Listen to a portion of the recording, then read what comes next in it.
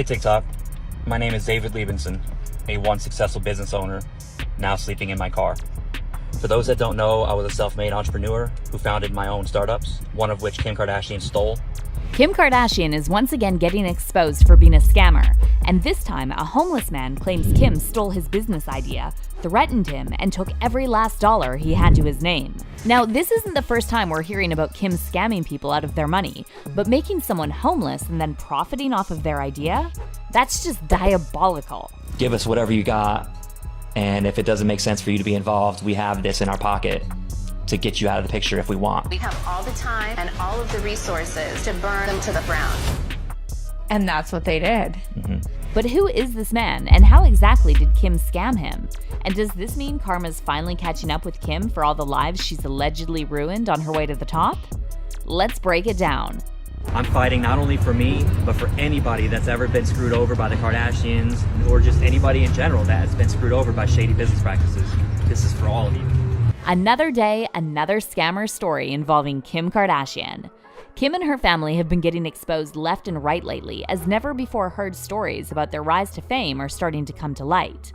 To give you some context, Kim was exposed for stealing and scamming on multiple occasions in the past. Back in 2008, Brandy Norwood's mom, Sonia, sued Kim after she discovered that Kim used Brandy's credit card to make unauthorized purchases at Kardashian stores. And then Bloomberg Businessweek recently published an exclusive report revealing that the FBI questioned Kim over her close relationship with controversial Malaysian businessman and fugitive Joe Low. Back in 2009, Kim partied with Low in a Las Vegas casino, and at the end of the night, Low gave Kim a trash bag full of $100 bills, totaling $250,000. And according to the FBI documents, Low also later gave Kim another $100,000 ahead of her wedding to Kris Humphries, plus an additional $305,000 in cash. And while Kim never explained why this man was so generous to her, fans have been speculating that he was Kim's sugar daddy and that she was basically getting paid to spend time with him. But the controversies didn't end there. In October 2022, news broke that Kim was forced to pay $1.26 million after the U.S. Securities and Exchange Commission discovered that she had received $250,000 for advertising a crypto scheme on her Instagram without disclosing she'd been paid for the promotional post. Meanwhile, Kim's momager, Kris Jenner, was also accused of running a scam through her church. Back in 2009, Kris co-founded her own church called California Community Church, and there's been a lot of speculation in the media that the church was created for tax evasion purposes. Besides that, the Kar Jenners also recently found themselves at the center of allegations that they profited $600 million from Britney Spears' conservatorship. Kim and her family have close ties to Britney's former manager, Lou Taylor, who reportedly masterminded Britney's conservatorship. And according to one viral Twitter thread, the Kar Jenners may have used their connections to Taylor to pocket $600 million from Britney's estate. And now, on top of all this, Kim's facing allegations that she scammed her former business partner out of millions of dollars, leaving him penniless and homeless. We're talking about David Liebenson, a once successful entrepreneur and father of 4 who's now forced to sleep in his car after Kim allegedly stole his business idea for the Kimmoji app. David recently went viral on TikTok after he posted a video of himself walking the streets of LA and holding up a sign promoting his website, KimKardashianRuinedMyLife.com.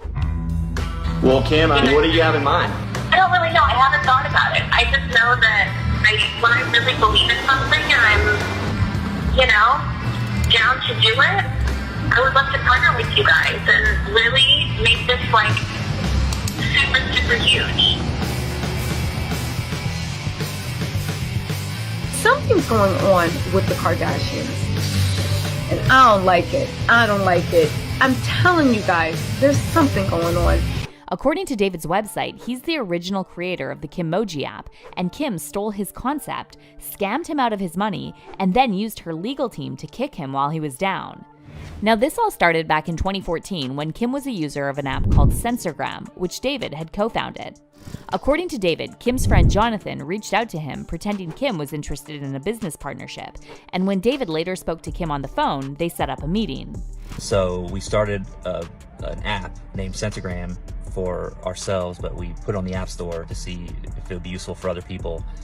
And we marketed it to as many high-profile pages as possible, and to see if they would, use it and spread the word.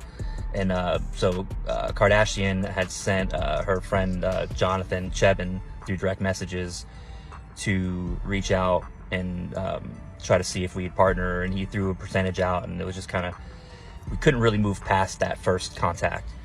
But then shortly after, he reached back out and said her game, her Hollywood game, was doing big numbers, a couple $100 million, and they were really wanting to talk. And so he set it up for me to talk to her, and for her to call me on my phone the next day.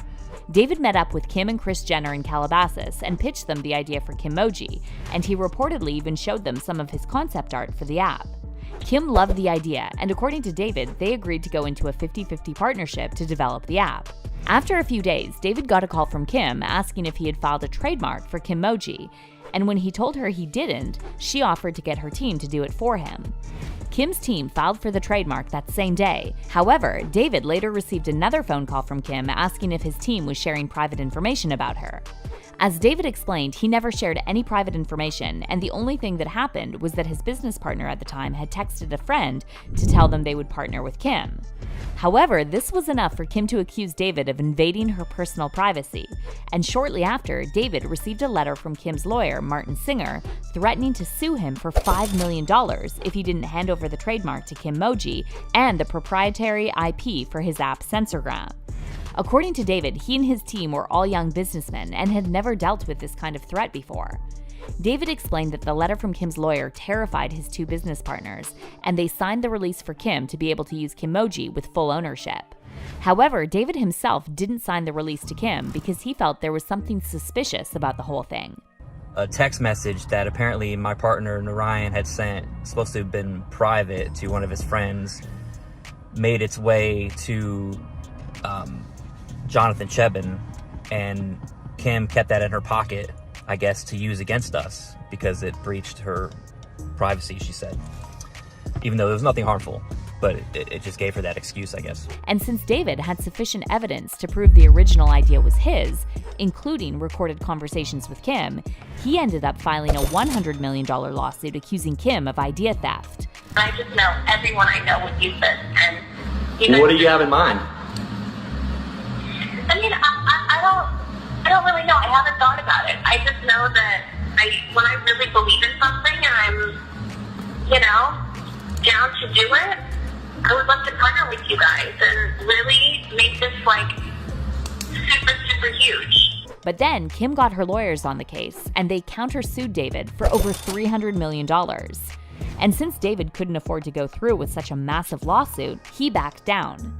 But even after his lawsuit was thrown out, Kim and Kris still wouldn't leave him alone, and they demanded that he pay them back $400,000 for lawyers, their time, and financial compensation. Besides that, David alleges that Kim also interfered with another patent he had filed for a process that Instagram now uses to automatically remove comments.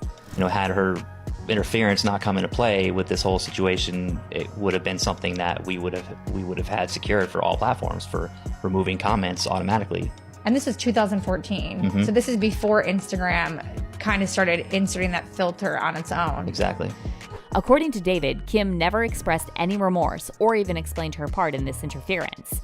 And she also never explained why she discussed his IP with Kevin Systrom, the former CEO of Instagram, without his and his team's permission, after she signed an NDA to get the patent file.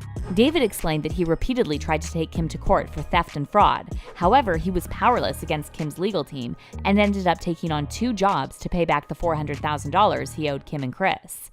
And as a result, David lost all his life savings, his wife divorced him, and he now lives in his car. David has now started a crowdfunding campaign, and he's trying to raise awareness about Kim and her shady business practices. And his plan is to rally all other small entrepreneurs and creatives from all over the world who have been scammed by Kim and the Kardashians over the years. I know that I'm not the first person who the Kardashian family has screwed over, and I know I won't be the last, David wrote. I am hoping that by me telling my story will encourage others who have been a victim of their shady business practices to also find the courage to come forward and tell their story. As for fans, it looks like they're not surprised in the slightest that Kim would do something like this, and they're hoping David and all the other people who've been scammed and used by the Kardashians will get their justice. How do the Kardashians sleep at night knowing they do horrible things to others, like making them homeless? One fan commented. I really feel bad for this guy. He seems genuine. And another fan added, "I'm sure this man is only one of many victims screwed over by these people. Hopefully, more people will come forward and finally expose this family for the ruthless and diabolical people that they are. Karma." But how do you feel about all this? Do you believe David's telling the truth? And will he manage to get his justice? Let us know in the comments. And make sure you check out this next video.